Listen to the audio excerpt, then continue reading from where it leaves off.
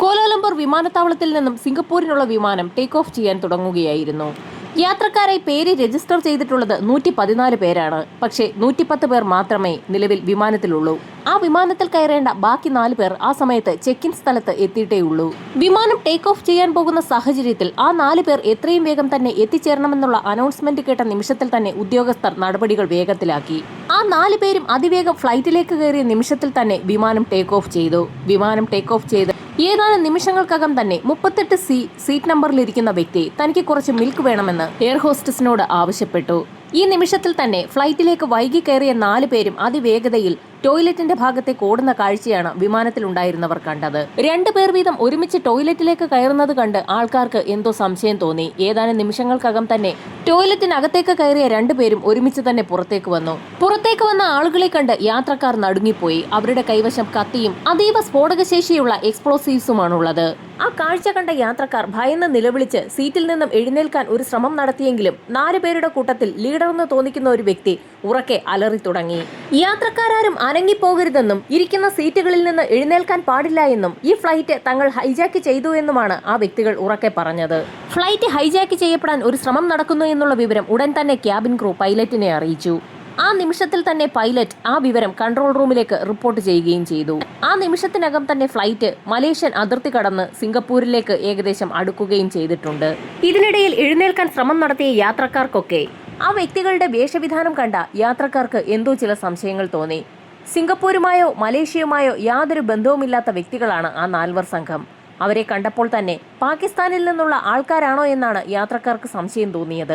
Take ഓഫും യാത്രയും ലാൻഡിങ്ങും എല്ലാം കൂടി 50 മിനിറ്റ് മാത്രമെടുക്കുന്ന ആ ഷോർട്ട് യാത്രയിൽ ആൾക്കാർ അതിവേഗം തന്നെ സിംഗപ്പൂരിലേക്ക് എത്താൻ വേണ്ടി കയറിയ സമയത്താണ് ഇത്തരത്തിലൊരു സംഭവം ഉണ്ടായിരിക്കുന്നത്. ഹൈജാക്കേഴ്സിന്റെ ലീഡറെന്ന് തോന്നിക്കുന്ന വ്യക്തി അതിവേഗം മുൻപോട്ട് നടന്ന് പൈലറ്റ് ഇരിക്കുന്നതിന് സമീപമുള്ള കോക്ക്പീറ്റിന് സമീപമെത്തി അത് തുറക്കാൻ ആവശ്യപ്പെട്ടെങ്കിലും അയാൾ വിസമ്മതിച്ചു. ആ നിമിഷത്തിൽ തന്നെ അയാൾ തന്റെ കൈവശമുണ്ടായിരുന്ന എക്സ്പ്ലോസീവ് ഉയർത്തിക്കാട്ടിക്കൊണ്ട് യാത്രക്കാരെ മുഴുവൻ കൊല്ലുമെന്ന് ഭീഷണിപ്പെടുത്തി. അയാൾ പറഞ്ഞതുപോലെ തന്നെ ചെയ്യുമോ എന്ന് ഭയന്നു പോയ പൈലറ്റ് കോക്ക്പീറ്റ് തുറന്നു കൊടുക്കുകയും ചെയ്തു. ആ നിമിഷത്തിൽ തന്നെ ബാക്കിയുള്ള 3 പേരിൽ ഒരാൾ വിമാനത്തിന്റെ ഏറ്റവും എൻഡിലായുള്ള ഭാഗത്ത് നിലയുറപ്പിക്കുകയും ചെയ്തു. പൈലറ്റും സഹപൈലറ്റും ഒഴികെയുള്ള ക്രൂ മെമ്പേഴ്സിനെയെല്ലാം ഹൈജാക്കേഴ്സിലുള്ള ബാക്കിയുള്ള ആളുകൾ വിമാനത്തിന്റെ പുറകുഭാഗത്തേക്ക് മാറ്റി. എക്സിക്യൂട്ടീവ് ക്ലാസ്സിൽ നിന്നും ആളുകളെ എക്കണോമിക് ക്ലാസ്സിലേക്ക് മാറ്റിയിരിക്കുകയാണ്. ഇപ്പോൾ മുഴുവൻ ആളുകളും എക്കണോമിക് ക്ലാസ്സിലാണുള്ളത്. യാത്രക്കാരെയെല്ലാം സസൂക്ഷ്മം നിരീക്ഷിച്ചുകൊണ്ട് ഹൈജാക്കേഴ്സ് നിൽക്കുന്ന സമയത്തായിരുന്നു കോക്ക്പീറ്റിനുള്ളിലേക്ക് കടന്ന ലീഡർ തന്റെ ആവശ്യം പൈലറ്റിനെ അറിയിച്ചത്. വിമാനം സിംഗപ്പൂരിലേക്ക് പറക്കണ്ട എന്നും സിഡ്നിക്ക് സമീപം എയർപോർട്ടിൽ ഇറക്കണമെന്നുമായിരുന്നു അയാളുടെ ആവശ്യം. എന്നാൽ അതൊരു കാരണവശാലും നടക്കുകയില്ല എന്നും വിമാനത്തിൽ വളരെ കുറച്ച് ഇന്ധനം മാത്രമേ ഉള്ളൂ എന്നും പൈലറ്റ് ആ ലീഡറിനെ അറിയിച്ചു. കോലാലംപൂരിൽ നിന്നും വളരെ അടുത്തുള്ള സ്ഥലമാണ് സിംഗപ്പൂർ. അതുകൊണ്ട് തന്നെ ഇന്ധനം വളരെ കുറച്ച് മാത്രമേ അവിടേക്ക് എത്താൻ ആവശ്യമുള്ളൂ. വിമാനം സിഡ്നിയിലേക്ക് പറക്കുന്ന സാഹചര്യത്തിൽ വിമാനത്തിലുള്ള ഇന്ധനം തീർന്ന് ആകാശത്ത് വെച്ച് തന്നെ വിമാനം തകർന്നു വീഴുമെന്ന് പൈലറ്റ് ആ ലീഡറിനെ ധരിപ്പിച്ചു. അക്കാര്യം കോ പൈലറ്റ് കൂടി സ്ഥിരീകരിച്ചതോടെ ഹൈജാക്കേഴ്സിന്റെ ലീഡർ വിമാനം സിംഗപ്പൂരിൽ ലാൻഡ് ചെയ്യിക്കാൻ സമ്മതിച്ചു. ഇതിനോടകം തന്നെ വിമാനം ഹൈജാക്ക് ചെയ്യപ്പെട്ട വിവരം സിംഗപ്പൂർ മിനിസ്ട്രിയിലാകെ അറിഞ്ഞിരുന്നു. ഡിഫൻസ് സെക്രട്ടറിയുടെ നേതൃത്വത്തിൽ സിംഗപ്പൂർ എയർപോർട്ടിൽ ഉടൻ തന്നെ ഒരു ടീമിനെ കോൺസ്റ്റിറ്റ്യൂട്ട് ചെയ്തു.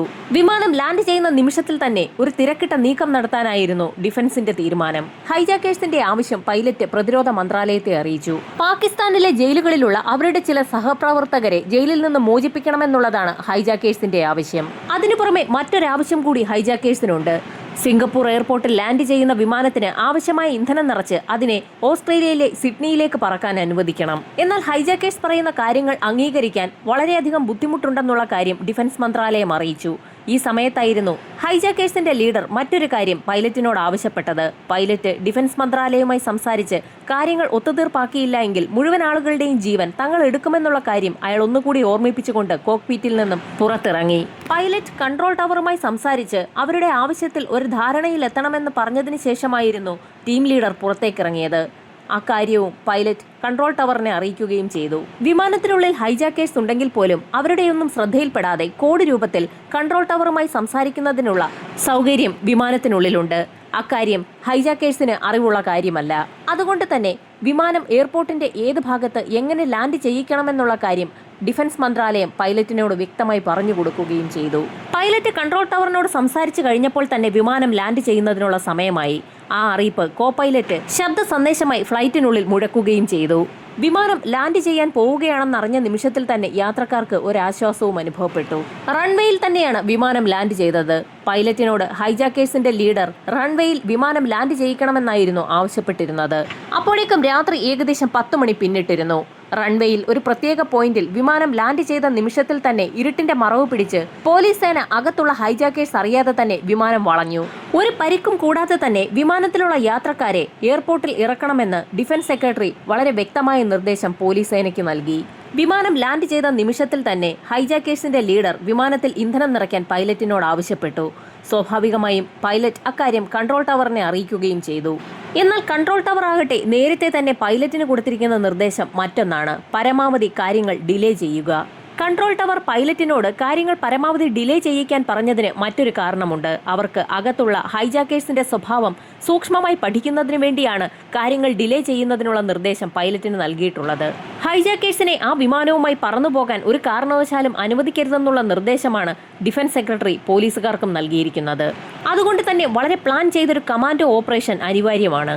ഡിഫൻസ് സെക്രട്ടറിയുടെ നേതൃത്വത്തിൽ കമാൻഡോ ഓപ്പറേഷൻ നടത്തേണ്ട ടാസ്ക് ഫോഴ്സ് എയർപോർട്ടിന്റെ മറ്റൊരു ഭാഗത്ത് സമാന രീതിയിലുള്ള ഒരു എയർബസിൽ ഇരച്ചു കയറി പ്രാക്ടീസ് ചെയ്തുകൊണ്ടിരിക്കുകയാണ്.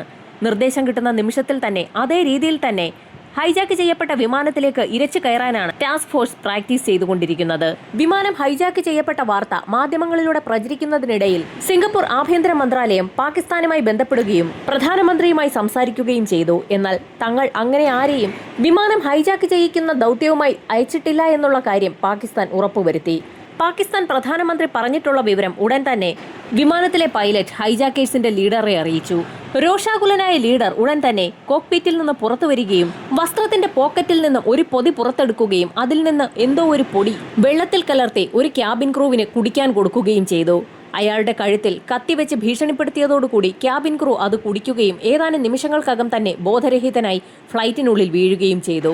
അപ്പോഴേക്കും സമയം ഏകദേശം 11 മണിയോട് അടുപ്പിച്ചിരുന്നു. 11 മണിക്കും 11:30ക്കും ഇടയിലുള്ള സമയത്ത് ഫ്ലൈറ്റിനുള്ളിൽ വല്ലാത്ത ഒരു അന്തരീക്ഷ സ്ഥിതിയാണ് അനുഭവപ്പെട്ടത്. യാത്രക്കാർ ഭയചകിതരായി ഇരിക്കുന്നതിനിടയിൽ ബോധരഹിതനായി താഴേക്ക് വീണ ക്യാബിൻ ക്രൂ തിരികെ ബോധത്തിലേക്ക് എത്തുകയും എഴുന്നേൽക്കാൻ ഒരു ശ്രമം നടത്തുകയും ചെയ്തു. അതിവേഗം വാതിൽ തുറന്ന് ഹൈജാക്കേഴ്സ് ആ വ്യക്തിയെ ഫ്ലൈറ്റിന് പുറത്തേക്ക് വലിച്ചെറിഞ്ഞു. ഫ്ലൈറ്റിൽ നിന്നും 40 അടി താഴ്ചയിലേക്ക് വീണ ആ വ്യക്തിയുടെ മരണം സംഭവിച്ചു കഴിഞ്ഞു എന്നും ഹൈജാക്കേഴ്സ് ഫ്ലൈറ്റിലുള്ള മറ്റുള്ള ആളുകളോട് പറഞ്ഞു. തങ്ങൾക്കും ഇത് തന്നെയാകും അവസ്ഥയുണ്ടാകാൻ പോകുന്നതെന്ന് കരുതി അതിലുള്ള യാത്രക്കാരെല്ലാം ഭയന്നു വിറച്ചു. എന്നാൽ ഫ്ലൈറ്റിന് പുറത്ത് സംഭവിച്ചത് ഹൈജാക്കേഴ്സ് ചിന്തിച്ചതിനും അപ്പുറത്തുള്ള കാര്യങ്ങളാണ്. ഫ്ലൈറ്റിന് താഴെ കറുത്ത വസ്ത്രധാരികളായി പതുങ്ങിയിരുന്ന ടാസ്ക് ഫോഴ്സ് താഴേക്ക് വലിച്ചെറിയപ്പെട്ട ക്യാബിൻ ക്രൂവിനെ കയ്യിൽ താങ്ങിയെടുക്കുകയും അതിവേഗം തന്നെ കൺട്രോൾ റൂമിലേക്ക് കൊണ്ടുപോവുകയും ചെയ്തു. വിമാനത്തിന് താഴെ പതുങ്ങിയിരുന്ന പോലീസ് ഉദ്യോഗസ്ഥർ താഴേക്ക് വീണ വ്യക്തിയെ താഴെ വീഴാതെ തന്നെ പിടിച്ചതുകൊണ്ട് അയാളുടെ മരണം ഒഴിവായി കിട്ടി. പോലീസ് സംഘം കൺട്രോൾ റൂമിൽ എത്തിച്ച ക്യാബിൻ ക്രൂവിനോട് ടാസ്ക് ഫോഴ്സ് അകത്തുള്ള ഹൈജാക്കേഴ്സിന്റെ മുഴുവൻ കാര്യങ്ങളും ചോദിച്ച് മനസ്സിലാക്കി. അവർ 4 പേർ മാത്രമേ ഉള്ളൂ എന്നും അവരുടെ രീതി എങ്ങനെയാണെന്നുള്ള കാര്യവുമൊക്കെ ടാസ്ക് ഫോഴ്സ് ക്യാബിൻ ക്രൂവിനോട് ചോദിച്ച് മനസ്സിലാക്കി. അങ്ങനെ ടാസ്ക് ഫോഴ്സ് ആ ഹൈജാക്കേഴ്സിന്റെ ബോഡി ലാംഗ്വേജും അവരുടെ രീതികളും അവർ നിൽക്കുന്ന പൊസിഷനും ഒക്കെ മനസ്സിലാക്കി. കാര്യങ്ങളെല്ലാം ചോദിച്ച് മനസ്സിലാക്കിയ ശേഷം ക്യാബിൻ ക്രൂവിനെ ഹോസ്പിറ്റലിലേക്ക് മാറ്റി. എന്നാൽ ഈ സമയത്ത് വിമാനത്തിലുള്ളവരും ഹൈജാക്കേഴ്സും കരുതിയിരുന്നത് ക്യാബിൻ ക്രൂ താഴേക്ക് വീണ് കൊല്ലപ്പെട്ടു എന്നുള്ളതാണ്. സാധാരണ ഹൈജാക്കേഴ്സ് ക്രൂ മെമ്പേഴ്സിനെ ഉപദ്രവിക്കാറില്ല. ക്രൂ മെമ്പേഴ്സ് ഉണ്ടെങ്കിൽ മാത്രമാണ് അവർക്ക് വിമാനം റാഞ്ചി എവിടേക്കെങ്കിലും കൊണ്ടുപോകാനാകൂ. എന്നാൽ ഇവിടെ നേരെ വിപരീതമായിട്ടുള്ള കാര്യമാണ് സംഭവിച്ചിരിക്കുന്നത്. ഈ സമയത്തായിരുന്നു സീറ്റ് നമ്പർ 36-ലിരിക്കുന്ന സിംഗപ്പൂരിലെ ബിസിനസ്സുകാരനായ ഓങ് എന്ന വ്യക്തി ഹൈജാക്കേഴ്സിൽ ഏറ്റവും പ്രായം കുറഞ്ഞ ആളെന്ന് തോന്നിക്കുന്ന ചെറുപ്പക്കാരനെ ശ്രദ്ധിച്ചത്. അയാളുടെ കയ്യിൽ ഒരു ബിയർ ബോട്ടിൽ ഉണ്ടായിരുന്നു. അത് കുടിച്ചുകൊണ്ടാണ് അയാൾ ഫ്ലൈറ്റിനുള്ളിൽ കൂടി നടക്കുന്നത്. അത് മാത്രവുമല്ല, സീറ്റിലിരിക്കുന്ന വ്യക്തികളോടൊക്കെ ബിയർ വേണോ എന്ന് ചോദിക്കുന്നുമുണ്ട്. അവരൊക്കെ ഏത് രാജ്യക്കാരാണെന്നും അയാൾ ചോദിച്ച് മനസ്സിലാക്കുന്നുണ്ട്. ഈ സമയത്തായിരുന്നു ഓങ് എന്ന ബിസിനസ്സുകാരൻ ആ ചെറുപ്പക്കാരനോട് എന്തിനാണ് നിങ്ങൾ ഫ്ലൈറ്റ് ഹൈജാക്ക് ചെയ്ത് സിഡ്നിയിലേക്ക് കൊണ്ടുപോകുന്നതെന്നുള്ള ചോദ്യം ചോദിച്ചത്. സിഡ്നിയിൽ എല്ലാ രാജ്യക്കാരും ഒരുപോലെ പ്രശ്നങ്ങളൊന്നുമില്ലാതെ കഴിയുന്നതുകൊണ്ടാണ് തങ്ങൾ അങ്ങോട്ടേക്ക് പോകാൻ ഉദ്ദേശിക്കുന്നതെന്ന് ചെറുപ്പക്കാരൻ മറുപടിയും പറഞ്ഞു.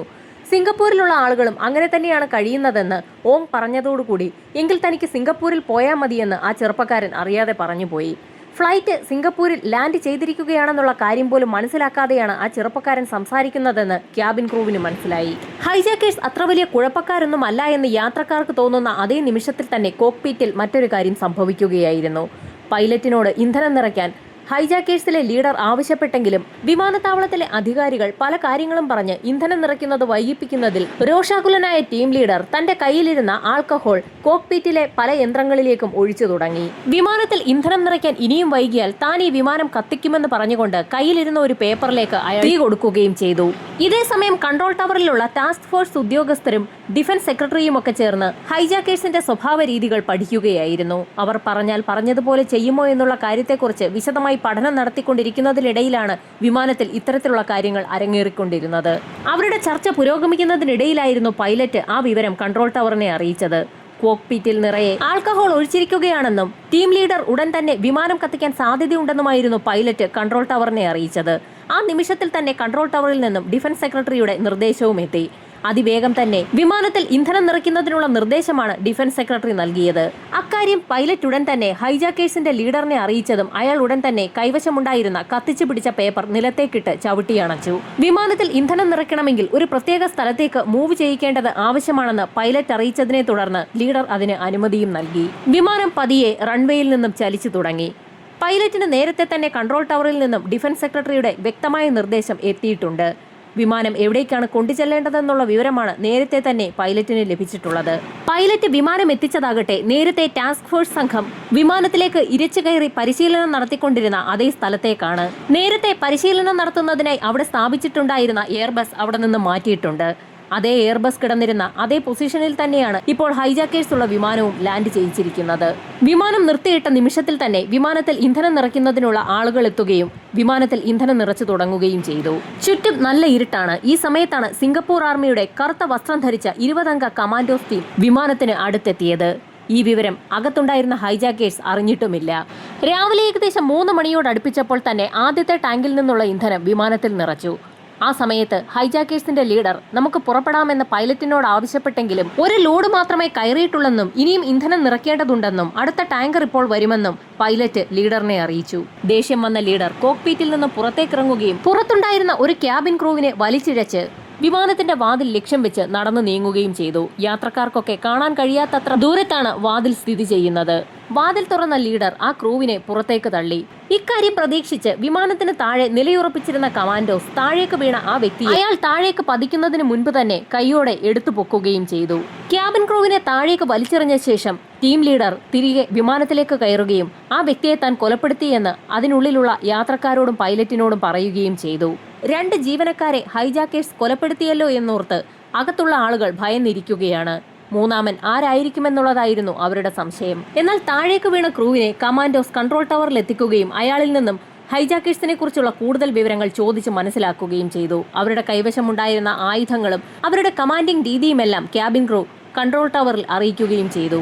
4 മണിയായിട്ടും വാഹനത്തിൽ ഇന്ധനം നിറയ്ക്കുന്നതിനായി അടുത്ത ടാങ്കർ വരാത്തതിൽ ദേഷ്യം പൂണ്ട ലീഡർ കൂട്ടത്തിലുണ്ടായിരുന്ന മറ്റൊരു ക്യാബിൻ ക്രൂവിനെ കൂടി വിമാനത്തിൽ നിന്നും പുറത്തേക്ക് തള്ളുന്നതിനായി വാതിൽക്കൽ വരെ കൊണ്ടുവന്നു. അയാളുടെ തല ഏകദേശം പുറത്തേക്കിട്ടെങ്കിലും ഏതാനും നിമിഷങ്ങൾക്കകം തന്നെ അയാളെ തിരികെ വിമാനത്തിനകത്തേക്ക് തന്നെ വലിച്ചിഴച്ചിടുകയാണ് ചെയ്തത്. പൈലറ്റ് ഉടൻ തന്നെ ആ വിവരം കൺട്രോൾ ടവറിൽ അറിയിക്കുകയും തൊട്ടടുത്ത നിമിഷത്തിൽ തന്നെ അടുത്ത ടാങ്കർ വിമാനത്തിൽ ഇന്ധനം നിറയ്ക്കുന്നതിനായി എത്തുകയും ചെയ്തു. 1 മണിക്കൂറിനോടകം തന്നെ ഇന്ധനം നിറച്ച് ടാങ്കറുകൾ മടങ്ങിപ്പോകുന്നത് ലീഡർമാർ കാണുകയും ചെയ്തു. സിഡ്നിയിലേക്ക് പോകുന്നതിനുള്ള ഇന്ധനം വിമാനത്തിലായി എന്നുള്ള കാര്യം പൈലറ്റ് ഹൈജാക്കിംഗ് ലീഡറിനെ അറിയിക്കുകയും ചെയ്തു. ആ നിമിഷത്തിലായിരുന്നു ഹൈജാക്കേഴ്സ് വിമാനത്തിലുള്ള യാത്രക്കാരെയെല്ലാം അവിടെ ഇറക്കുകയാണെന്നുള്ള കാര്യം പ്രഖ്യാപിച്ചത്. വിമാനത്തിലുള്ള മുഴുവൻ ആളുകൾക്കും അതൊരാശ്വാസ വാർത്ത തന്നെയായിരുന്നു. എന്നാൽ ക്യാബിൻ ക്രൂകളുടെ സന്തോഷം അധികം നീണ്ടു നിന്നില്ല. വിമാനം സിഡ്നിയിലേക്ക് പറക്കുമ്പോൾ അവരെ അനുഗമിക്കുന്നതിനായി ക്യാബിൻ ക്രൂവും ആ വാഹനത്തിൽ ഉണ്ടായിരിക്കണമെന്ന് ഹൈജാക്കേഴ്സ് പ്രഖ്യാപിച്ചതോടുകൂടി ജീവനക്കാർ ആകെ ഭയചകിതരായി. യാത്രക്കാരാരുമില്ലാതെ ആകാശത്തേക്ക് പറന്നുയരുന്ന വിമാനം ഒരുപക്ഷെ വെടിവെച്ചിടാൻ സിംഗപ്പൂർ സർക്കാർ ഉത്തരവ് നൽകിയേക്കും. അങ്ങനെയെങ്കിൽ അതിലുള്ള ക്യാബിൻ ക്രൂവിന്റെ കാര്യത്തിൽ ഒരു തീരുമാനമാകും. ഭയന്നുപോയ ക്യാബിൻ ക്രൂ തന്റെ മരണശേഷം തന്റെ ഭാര്യയും അമ്മയും എന്തൊക്കെ കാര്യങ്ങൾ ചെയ്യണമെന്നുള്ള കാര്യം അതിവേഗം തന്നെ ഒരു പേപ്പറിൽ എഴുതി ആ പേപ്പർ വാഹനത്തിനുള്ളിലുണ്ടായിരുന്ന ഒരു യാത്രക്കാരിയുടെ കയ്യിൽ കൊടുത്തു. എന്ത് പറയണമെന്നറിയാതെ ആ യാത്രക്കാരി നിശ്ചലയായി നിൽക്കുക മാത്രമാണ് ചെയ്തത്. യാത്രക്കാരെ ഒരു പരിക്കും കൂടാതെ മോചിപ്പിക്കുകയാണെങ്കിൽ ഹൈജാക്കേഴ്സിന്റെ ആവശ്യം അംഗീകരിക്കാമെന്ന് കൺട്രോൾ ടവറിൽ നിന്ന് നിർദ്ദേശം എത്തിയെങ്കിൽ പോലും തങ്ങൾ ചതിക്കപ്പെടുകയാണോ എന്നുള്ള സംശയം ഹൈജാക്കേഴ്സിന് തോന്നി. ആ നിമിഷത്തിൽ തന്നെ ലീഡർ പൈലറ്റിനോട് ഒരു കാര്യം പറഞ്ഞു. ഏതാനും നിമിഷങ്ങൾക്കകം തന്നെ ഫ്ലൈറ്റ് ടേക്ക് ഓഫ് ചെയ്തില്ല എങ്കിൽ ഓരോ 10 നിമിഷത്തിലും ഓരോ വ്യക്തിയെ വീതം താൻ കൊല്ലുമെന്നായിരുന്നു ലീഡർ പൈലറ്റിനെ അറിയിച്ചത്. ഹൈജാക്കിംഗ് ലീഡറിന്റെ തീരുമാനം പൈലറ്റ് ഉടൻ തന്നെ കൺട്രോൾ ടവറിൽ ഡിഫൻസ് സെക്രട്ടറിയെ അറിയിച്ചു. അതുമാത്രവുമല്ല, ഡിഫൻസ് സെക്രട്ടറി മറ്റൊരു കാര്യം കൂടി അറിഞ്ഞു. വിമാനത്തിനുള്ളിലുള്ള ഹൈജാക്കിംഗ് ലീഡർ ഒരു കൗണ്ട് ഡൗൺ തുടങ്ങിയിരിക്കുകയാണ്. 5 മിനിറ്റിനകം എന്തെങ്കിലും ചെയ്തില്ല എങ്കിൽ വലിയ ദുരന്തം തന്നെ ഉണ്ടാകുമെന്ന് ടാസ്ക് ഫോഴ്സിന് ഉറപ്പായി. ഇനി വെയിറ്റ് ചെയ്തിട്ട് കാര്യമില്ല എന്ന് മനസ്സിലാക്കിയ ഡിഫൻസ് സെക്രട്ടറി ഉടൻ തന്നെ കമാൻഡോസിന് നിർദ്ദേശം നൽകി.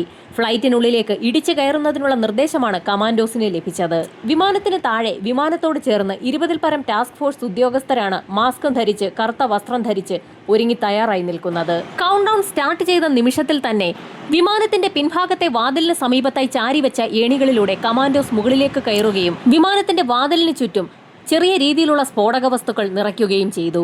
ഒരു നിയന്ത്രിത സ്ഫോടനത്തിനുള്ള മെറ്റീരിയൽസ് ആണ് കമാൻഡോസ് അവിടെ ഉറപ്പിച്ചത്. ആ സ്ഫോടക വസ്തുക്കൾ പതിപ്പിച്ചു കഴിഞ്ഞതും കമാൻഡോസ് പുറത്തേക്കിറങ്ങി അല്പം പുറകോട്ട് മാറി. തങ്ങളുടെ കൈവശമുണ്ടായിരുന്ന റിമോട്ട് കൺട്രോൾ ഉപയോഗിച്ച് ആ സ്ഫോടക വസ്തുക്കൾ ആക്ടിവേറ്റ് ചെയ്യുകയും ചെയ്തു. ഒരു വൻ സ്ഫോടന ശബ്ദത്തോടുകൂടി ഡോർ തകർന്നു വീണു.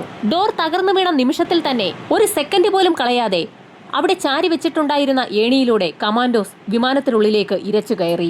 വിമാനത്തിനകത്തേക്ക് ഇരച്ചു കയറിയ കമാൻഡോസ് ഹെഡ്സ് ഡൗൺ എന്ന് ഉറക്കെ പറഞ്ഞുകൊണ്ട് ഒരു സ്റ്റെൻ ഗ്രനേഡ് വിമാനത്തിനുള്ളിലേക്ക് വലിച്ചെറിഞ്ഞു. സിംഗപ്പൂർ കമാൻഡോസിന്റെ നിർദ്ദേശം കേട്ട ഉടൻ തന്നെ യാത്രക്കാർ തലകുനിച്ച് സീറ്റിലേക്കിരുന്നു. ഇതുവരെ വാഹനത്തിലുണ്ടായിരുന്ന ആളുകൾ കേട്ടുകൊണ്ടിരുന്നത് പാകിസ്ഥാൻകാരുടെ ഭാഷയാണ്. അതുകൊണ്ട് തന്നെ കമാൻഡോസിന്റെ നിർദ്ദേശം കേട്ടപ്പോൾ തന്നെ യാത്രക്കാർക്ക് മനസ്സിലാവുകയും ചെയ്തു. തുരുതുര വെടിയുതിർത്തുകൊണ്ട് വിമാനത്തിനുള്ളിലേക്ക് കടന്ന കമാൻഡോസിന് ഹൈജാക്കേഴ്സ് എവിടെയാണെന്നുള്ള കാര്യം കൃത്യമായി തന്നെ അറിയാം. വിമാനത്തിന്റെ പിൻഭാഗത്ത് നിന്നിരുന്ന 2 ഹൈജാക്കർമാരെയും പാസഞ്ചേഴ്സിന്റെ ഇടയിൽ നിന്ന ഒരു ഹൈജാക്കറിനെയും കോക്ക്പീറ്റിന് സമീപം നിന്ന പ്രധാന ലീഡറിനെയും നിമിഷ നേരം കൊണ്ട് തന്നെ കമാൻഡോസ് തറ പറ്റിച്ചു.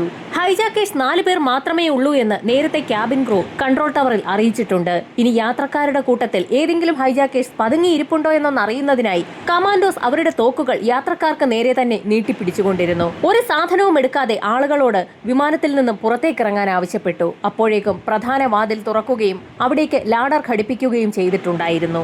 മുൻഭാഗത്തെ വാതിലിലൂടെ യാത്രക്കാർ തീർത്തും ആശ്വാസത്തോടുകൂടി ഒരു സാധനവും എടുക്കാതെ തന്നെ കൈയും വീശി പുറത്തേക്കിറങ്ങി. പുറത്തേക്കിറങ്ങിയ യാത്രക്കാരെ കമാൻഡോസ് നേരെ കൺട്രോൾ ടവറിൽ എത്തുകയും പരിശോധിക്കുകയും ചെയ്തു. ഇതോടൊപ്പം തന്നെ വിമാനത്തിനുള്ളിലും വിശദമായ പരിശോധന നടത്തി. Singapore airline flight SQ117 hijacking ഓപ്പറേഷനായി കമാൻഡോസിന് വേണ്ടി വന്നത് വെറും 30 സെക്കൻഡുകൾ മാത്രമാണെന്നാണ് മാധ്യമങ്ങൾ റിപ്പോർട്ട് ചെയ്തത്. എന്നിരുന്നാലും യാത്രക്കാർക്കാർക്കും ഒരു പരിക്കും ഏൽപ്പിക്കാതെ ഒരു കമാൻഡോ ഓപ്പറേഷൻ നടത്തി 4 ഹൈജാക്കേഴ്സിനെ അതിവേഗം തന്നെ വകവരുത്തിയ സിംഗപ്പൂർ ആർമിയുടെ ആ സ്പെഷ്യൽ ടാസ്ക് ഫോഴ്സിന്റെ ആ കമാൻഡോ ദൗത്യം ചരിത്രത്തിന്റെ ഭാഗമാണ്.